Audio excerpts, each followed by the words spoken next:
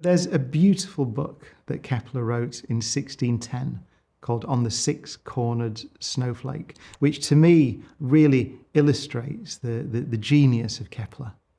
And it's a sort of meditation on patterns in nature. So the story, as Kepler told it, he was walking across the Charles Bridge in Prague in a snowstorm, going to a party at his benefactor's house in the castle. And he realised that he hadn't bought him a present. He hadn't brought him a gift, a New Year's gift. And so he started thinking about the snowflakes landing on his arm. And of course, when you look at a snowflake in some detail, you notice that whilst they're all different, there is a similarity to them. There's a sameness, a sixness to them, some kind of symmetry that they all exhibit.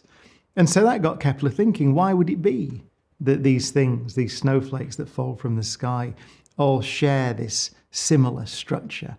And I find it wonderful that he in that book, he essentially says that it must be something to do with the building blocks, that there must be some underlying reason why nature has this symmetry. And then he goes on to think about pomegranate seeds and beehives and all sorts of things and hexagons in nature.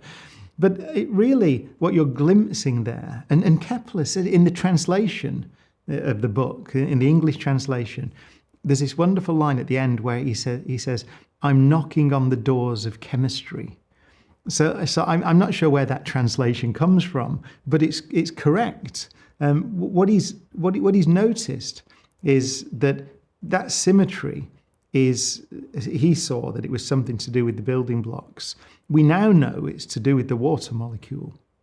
So the shape of the water molecule, H2O, two hydrogens bonded to an oxygen in a very famous shape, which kind of goes like that, which you can calculate now from quantum mechanics and the way the electrons are arranged around the oxygen and the hydrogen and so on. Of course, he didn't know any of that, but I think it's genius, really. You see in that book, I strongly recommend it, the genius of Kepler.